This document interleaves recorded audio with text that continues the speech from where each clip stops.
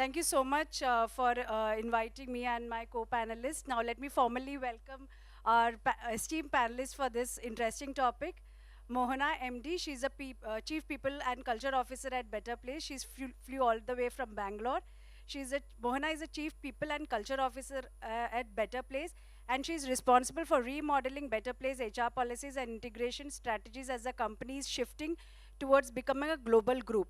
With over 15 years of experience in the BFSI and IT sectors, she has led large-scale talent transformations in companies like SAP, Fidelity Investments. Prior to joining Better Place, she was the head of HR at Global Business Services, Stanchart in Bangalore, where she drove her future workplace. At Better Place, she will be focusing on building a very participative, inclusive culture, which would act as a catalyst to Better Place journey. She would be leading initiatives to build a common currency of trust, innovation, and oneness across Better Place. And it is going to work across different geographies. A big welcome to you, Mohana. My next co-panelist is Ruhi Pandey. She's a Chief Human Resources Officer at Godrej Capital. Ruhi is a seasoned HR professional who is passionate about coaching, leading HR transformation strategy and diversity. She holds an MSc in Industrial and Organizational Psychology in Birkbeck College, London, and she brings with her 2 decades of exceptional experience of building and enabling engaged and capable people power across diverse set of industries. In her career in human resources, she has worked with some of the best companies in India across financial services, real estate, fashion, technology, and FMCG. Currently, she allays the role of Chief Human Resource Officers with the 125-year-old international conglomerate Godrej Group for their newest company, Godrej Capital. She joined this division as employee one and has been instrumental in handpicking and onboarding the CXO or the co-founder team, and now is working on very key initiatives. She says Rohi believes that training and coaching have been her core strengths, and in fact, she began her career in HR function as a trainer and coach. A big round of applause and a very warm welcome again, Rohit, to you for this interesting talk. I think most of us know here Amay Karambe, a dear friend of mine. He's head HR and entrepreneur in residence at the Carnival Group. Amay is one of those rare breed of leaders with over 12 years of rich experience. He brings a combination of people and business skills to his work. He has completed his master's in HR along with the PG certification from the prestigious XLRI Jamshedpur. An engineer turned behavioral student today, his deep interest lies in HR, NLP, anthroposophy, behavioral science, and OD and business HR. Amay's work in building the organizational development in growing organization, enabling organizational change through mentoring and deployment of strategic HR processes, empowerment and institutionalization of HR function, and managing large diverse human resources has always been acknowledged. Currently, he works for the diversified conglomerate in Mumbai as head of HR. He also has a joint responsibility to PNL of 2 businesses in dairy and skilling. He's also an IOD certified independent director. I may also add that most of you know that he's doing something just pure out of passion, which is an HR jobs group, and wherein most of us are registered. It's his passion that he connects the souls with the roles. I think a big round of applause and a very warm welcome to Amay for this interesting topic. Now coming to the topic, the front line is a vital part of nearly all sectors of our economy. These workers serve as the public face of many organizations and make tremendous contributions to the economy. Especially during the COVID and the post-COVID, we have really applauded the COVID workers. And I think big salute, and I think we can go back, flashback down to the past couple of years wherein we have really realized the importance of frontline workers. What is the status quo today? Are we still holding at this high pedestal? Now, this is a very interesting and debatable topic. I would request Mohana to now share your views on what do you think are, what has been your experience in, assessing their journey in the past few years, and what are the challenges you're facing? Thank you. That's a very, very broad question. But I think we just pick one or two things, right? Yes, during the pandemic, there was a setback to this particular population, especially the migrant workers. But I think post-pandemic, right, there has been a revival. I think you see that there is greater demand. There are specific industries like e-commerce, logistics, mobility, which have actually created a lot and generated a lot of jobs. And that basically has with the with the fact that there's been a smartphone revolution, there's access to this particular population through mobile phones, the access to the job has certainly been enabled. So your organizations or enterprises have been able to take their jobs to this population, and these people have also been able to more evenly actually access jobs. The other aspect is the interest in terms of, and at least the acknowledgement in terms of skilling, because I think we'll all agree that frontline workers can forever and ever work getting paid the same amount for all their life, because they don't have opportunities to further enable themselves through skilling. That aspect is something that is being spoken of much more. It's a costly investment that organizations sort of refrain from making because it's a high attrition industry. So what's your return, on a population that's constantly leaving you, which is involved in short-term gigs and jobs, etc. So all of that put together, I think on one hand there is acknowledgement that there's something that needs to be done around skilling. The other part is definitely around the importance of rise of jobs for this population as well. So I totally agree with Mohana. I think the skilling as well as the access to this population has helped. Frankly speaking, the frontline workers, whether they are in real estate, retail, whether they are in fashion, whether they are in BFSI, which the industry which I represent, pretty much forms one of the largest workforces. We saw during the pandemic that their roles, unfortunately, in many places like plants, manufacturing setups, retail sites, real estate sites, weren't work from home, and the massive job cuts from hospitality industry, travel, etc., also happened with this population. I personally feel that this is a population which the organization needs to focus on the most, because they are the people who are in touch with the customers. Someone just asked a very interesting question in the previous session, that finally the person who's meeting your customer is the sales manager, and then somewhere is his or her voice getting lost in the entire retipism. And I feel like organizations should do all efforts to ensure that the voice of the frontline reaches the top. And your topic is also, how do you use tech? So specifically at Godrej Capital, we use lots of listening tools to ensure that we keep collecting information and suggestions from our frontline, whether it's through hackathons, like we have a program called Ideagram, where we take information and ideas from our frontline people, or whether it's through, we have a chat bot, whether it's through constant listening to these people through chatbots. It's very important that we are in touch. The second very large challenge is the environment they work in, because they are so frontline centric.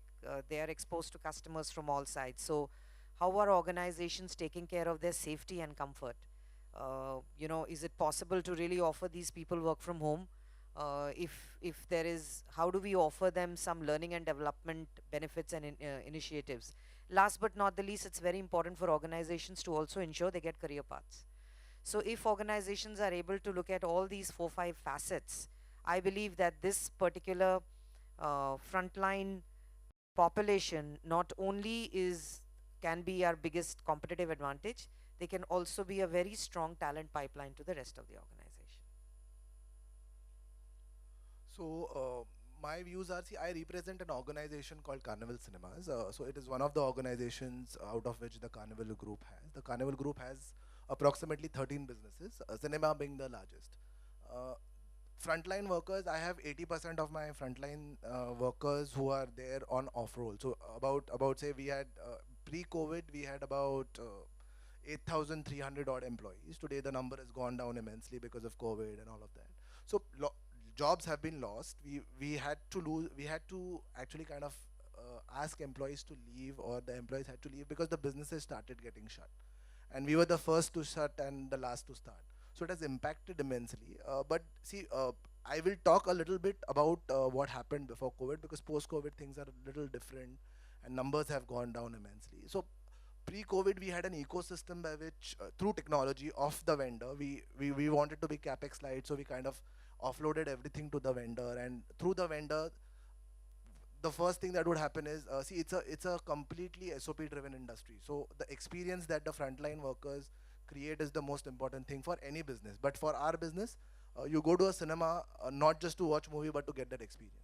So that experience is created by the employee who's there in the front line.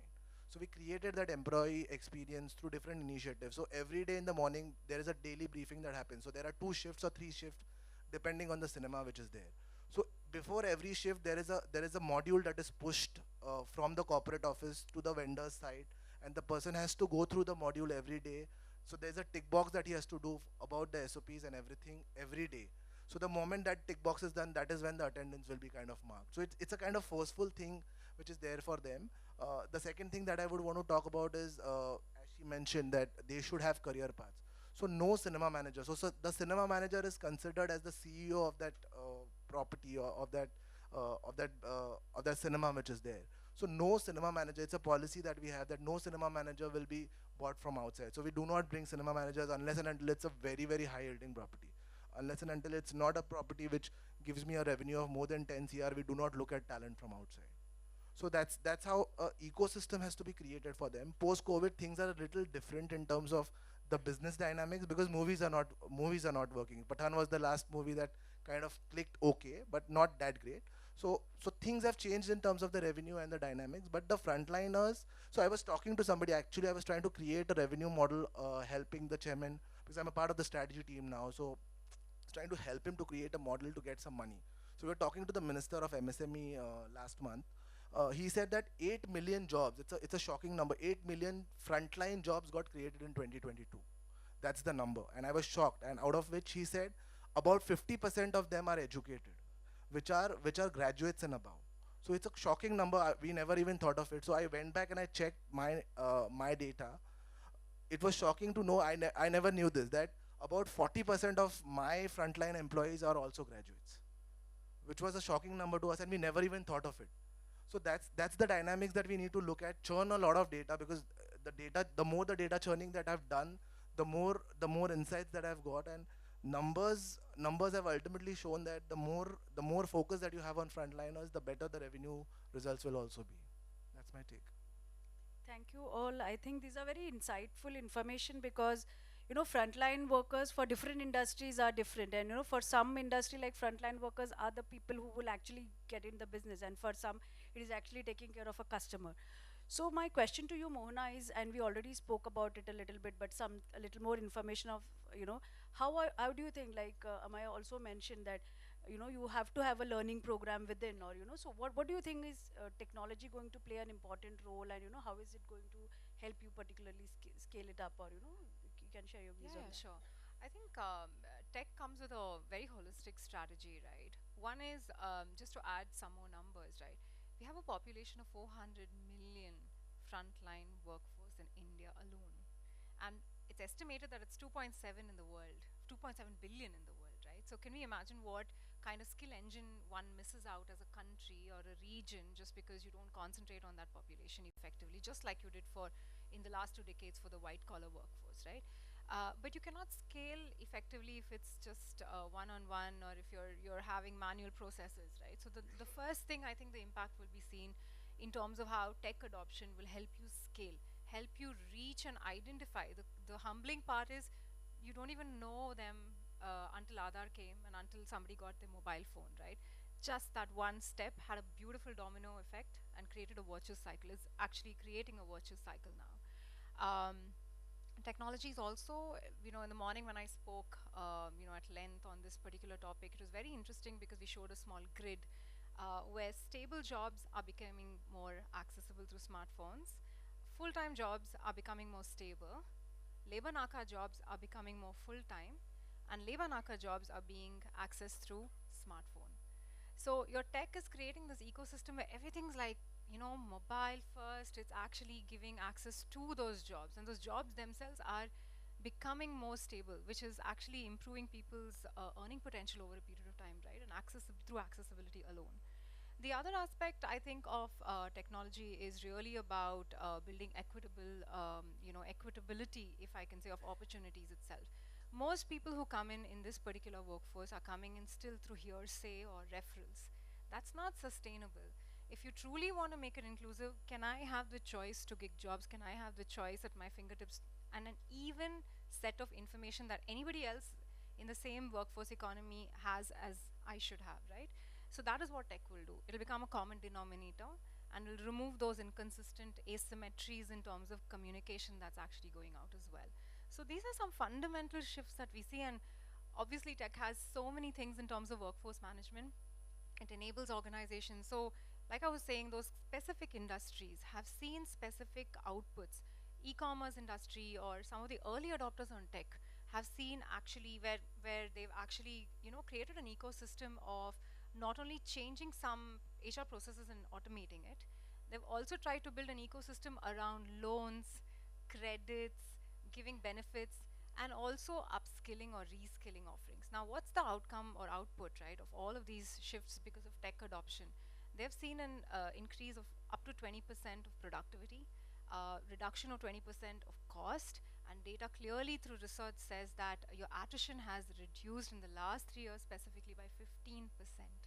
So when you see all of this, you realize that tech is an enabler. This is happening in companies which have actually adopted tech first, and early adopters are seeing these kind of trends. So these are some things which are happening. There's so much to talk about, but I'd love to get some other views as well. Very, very interesting points, Mohana, especially when you say about the number of people who are actually the frontline force. And as a country, Amay, you would agree that we are one of the largest economies who is actually digital. But when you talk about the mobile users, are our smart workers really indeed the smart mobile workers? I mean, do you think that the various things what Mohana is doing? I mean, is it practical for a company like yours, which is again very very largely driven by the front line? What are your thoughts on that? See, there's an interesting statistics, which says that 76%, I think 74 or 76% of the population of the country has smartphones today. So you need to look at what kind of number of people in your organization also have smartphones. So when we started this tech adoption in 2017, 18, end of 18, we actually first did a survey as to how many people have smart mobiles. So the numbers were shocking. We had about 90% of the people, 93, 94% of people having smartphones. And rest of them, because the organization was scaling up, the model was to scale up in a tier 3 cities.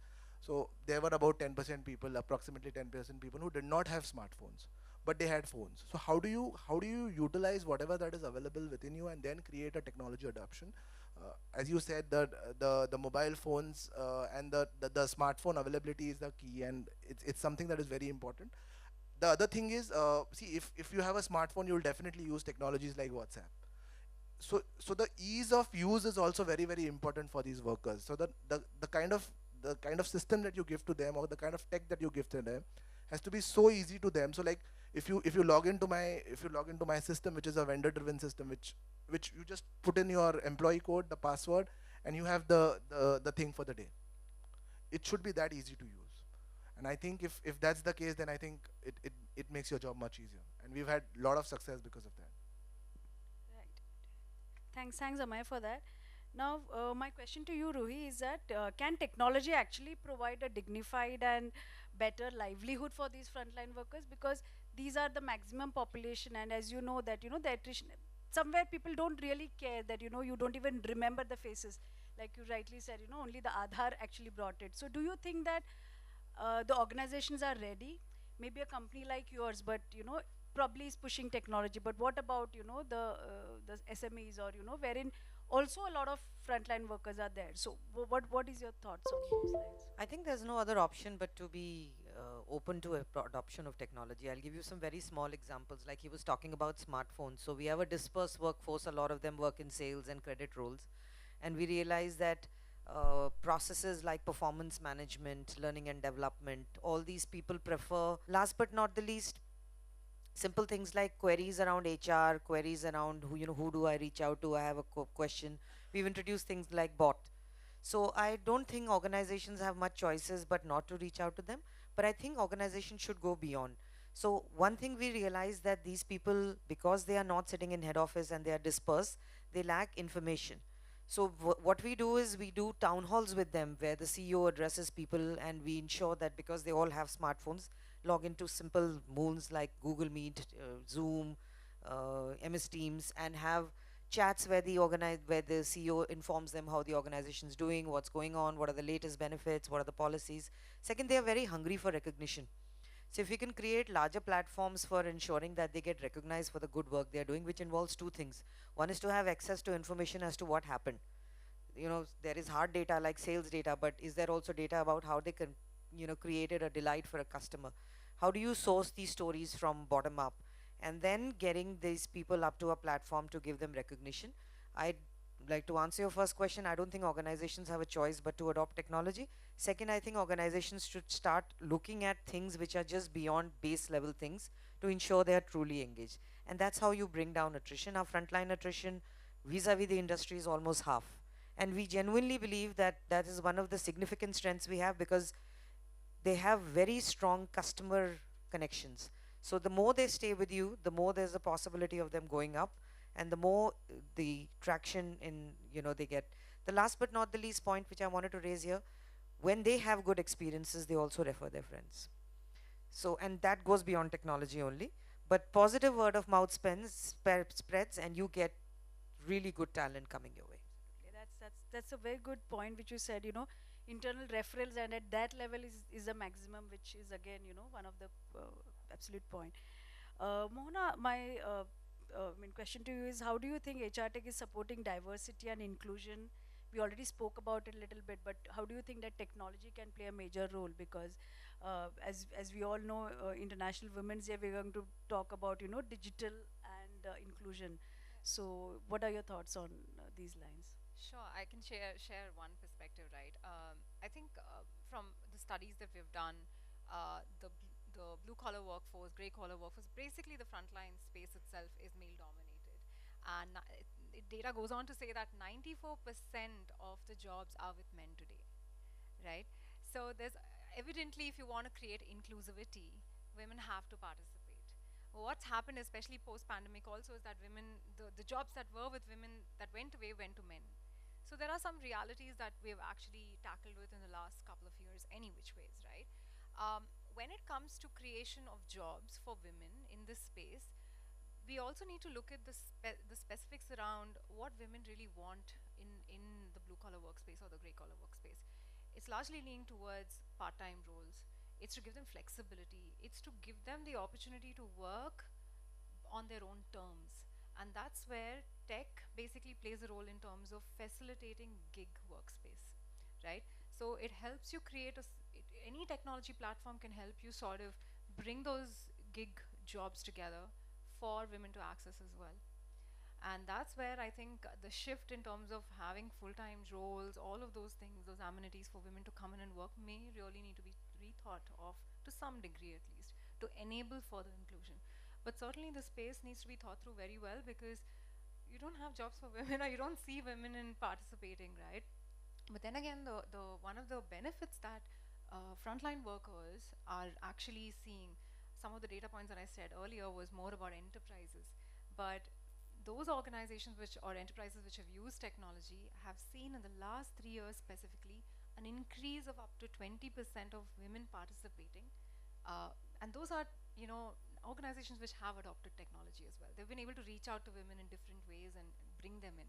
First of all, you need to bring them in to then create the inclusion aspect itself, right? And that's the state of the economy there for this topic. Those numbers are really alarming, Mohana. I must say, 95%, and yeah, so the representation is hardly there. So Amaya, we all need to work on that. Amay, my question is, can you discuss the role of HR Tech in supporting the continuous learning and development? Because that's a challenge at that level. Are they really engaged? So how do you think HR Tech is going to play a role? Engagement again of the L&D initiative depends on how do you position it and how do you create an ecosystem around it. So most importantly, just to give the example that I gave, ours is an industry which is fully driven through SOPs and the experience that we have to create. So that experience can only be created if you continuously push things to them and continuously refresh things to them. So just to give you a simple example, in the morning every day when so some properties start at 7 o'clock in the morning while some start at 9 o'clock in the morning. So even if it starts at 7 o'clock in the morning, one day before the person sitting out of head office, the L&D team will push the module for the next day for those sites, so because the schedules and the calendar gets uploaded every day, so it depends on what the schedule is. So the module is pushed every day. the morning briefing, the duty manager who comes, the cinema manager generally comes in a general shift. So there's a duty manager who comes in the morning who kind of takes a briefing along with a training on what the daily standards are, what the targets are. So even the targets for the day of the site or of the cinema is pushed onto their mobile phone saying, this is the SPH, this is the ATP. So SPH is spend per head and ATP is average ticket pricing. So that's what we push every day in the morning saying, this is what we need to achieve.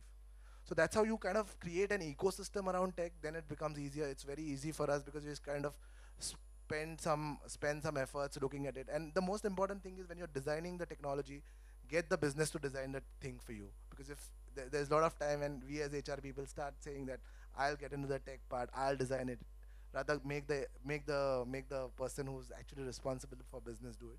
So we got a support from the chairman to kind of create this. We did PCMM level 3. That's where kind of a lot of things kind of got structured, and we kind of structured everything. We were the first ones to get PCMM level 3 in the cinema industry. So we kind of got that there and kind of structured everything. Great interesting thing that, I'm sure there are a lot of takeaways for us because, we'll have to really involve businesses in whatever we are planning to take, and especially if these messages has to reach the boardroom. I mean, there are a lot of things which our colleagues here can do. To you, Ruhi, the question is, how do you think HR is going to help the organizations to attract and retain top talent? You already spoke about the referrals, but what do you think? How do you think the technology can play a role? I'm sure there are, new things happening in the market. I think one has to be on the lookout for ensuring that enough social media outreach is there, because these people now have access to platforms like LinkedIn, Glassdoor, Instagram. A lot of people have now started advertising jobs on Instagram because many of these youngsters are on that. So how do you ensure that you're constantly on these and talking about your jobs? I also feel like when these people come into the organization, they're very wary and they want to know what the culture is. So getting your frontline leaders, creating caselets of them, talking about that. I was interviewing someone the other day and they said that more than understanding what the culture is, I want to know how my boss is. So featuring a lot more frontline leaders, getting them to talk, becoming your business managers, becoming your brand ambassadors. I think instead of just HR doing that, that is very important. I'm also going to allude a little bit to the question you asked Mohana about diversity and inclusion. So 25% of our frontline workforce is actually women. And Godrej Group has a very strong focus on not just women, but also LGBTQI, people with disabilities. So even in our frontline, we have representation from the LGBTQ community. And it all starts with an intent. If you have a very strong intent, it is a daily battle. You have to ensure that infrastructure is created for women to come in. So she talked about flexibility. Women really want that. In fact, the other day we had an event on for our employee resource group where we got a lot of our frontline members to come and tell us how do we make this a better place for women to come. And one of the women came up and she presented her one day in the frontline sales. And one thing she told us, which I wanted to share with all of you, is that during the time of her menstrual cycle, she doesn't have access to washrooms. So where is she going to change? And those are the realities. I mean, while we can use tech to enable a lot of things, there's some part which has to be hard-coded infra. So we launched a 3 days work from home policy for all our women, that during the time when they are in their menstrual cycles, they can work 3 days out of home. And that has created so much joy.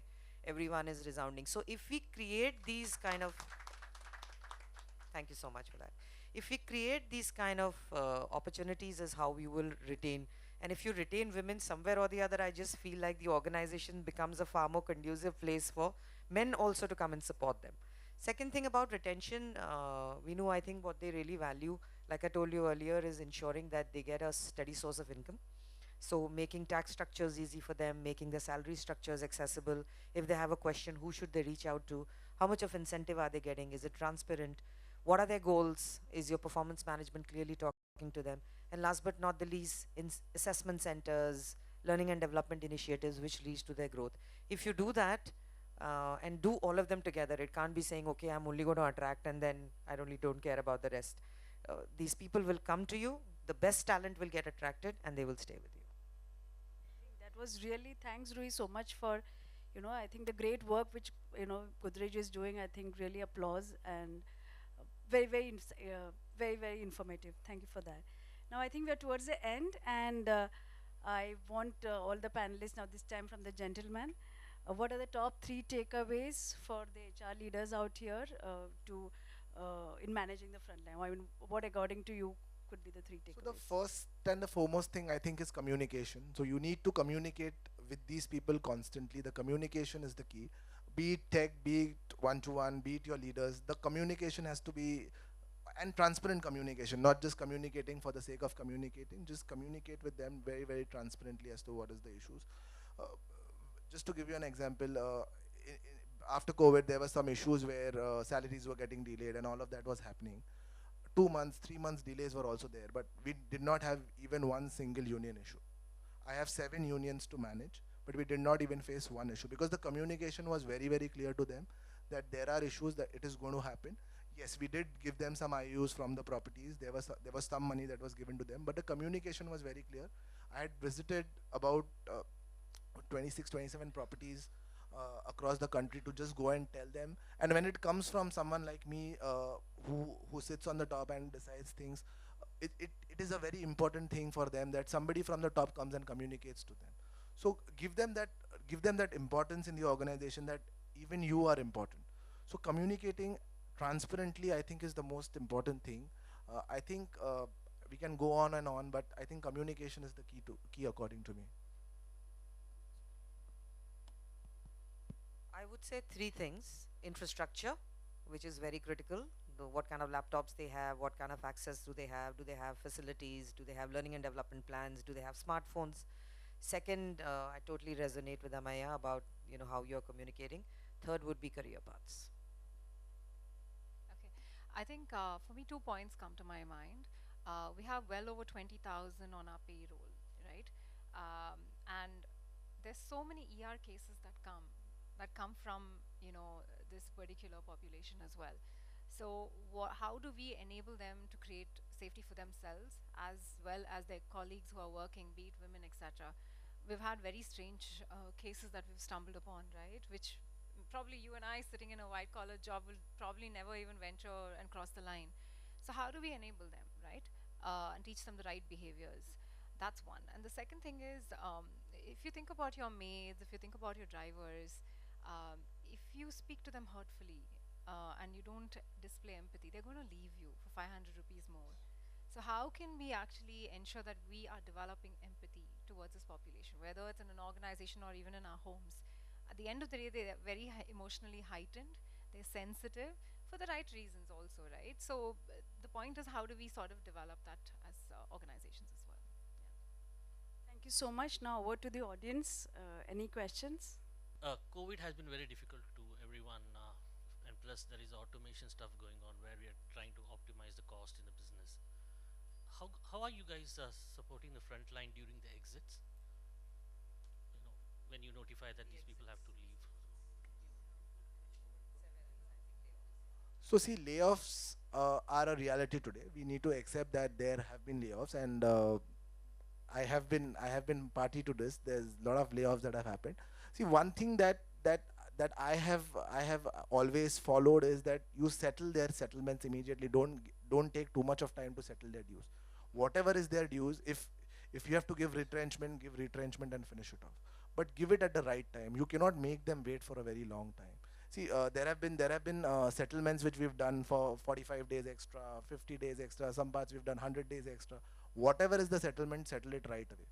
And see, there's nothing that you can do because the businesses were suffering and there was zero revenue absolutely for about 1.5, 2 years. So it is something that I think, and it's very important also to tell them that if the property starts tomorrow, you are the first one who we are gonna call back. So we've done some places where we kind of settled them, but again when we got an opportunity to start that property, we called them and said, would you like to join? But they had joined somewhere else, but some people came back and said we would want to work, and we actually took them on lower wages, but they wanted to join because after COVID we've kind of decided that we're going to run at minimum wages wherever possible, because we had a very very lower level of attrition in all our cinema theaters. That's because we got up. So our strategy was to grow the business by acquisition. So we acquired Big Cinemas, Glitz Cinemas, Broadway Cinemas, E Square. 5 6 different chains were acquired. So different byproducts came together. We kind of amalgamated them together. So we had seen that people from the big cinema side had a very less attrition. At the same point of time, from some other chain had huge attrition. So we kind of amalgamated them. So it depends on how you kind of handle that. But but to address what you said of layoffs, settle it at the right point of time and give them a strategy that if the business starts tomorrow, you will be the first one that we'll hire. And that's how we kind of even settled it with the unions, you know, because unions were like, so I had a ghera which happened on me in one of the properties where they said, you're not going to go from here till the time you don't settle it. I said, boss, what do? I do not have anything to give you. From where do I give it? All my cinema has been shut for 1.5 years. Then we kind of sat together, kind of settled it, and then finally we told them that we agreed. I gave them in writing that if I'm kind of hiring them, if I'm hiring for the cinema again, if we start it, we'll take your people, and that's what we did.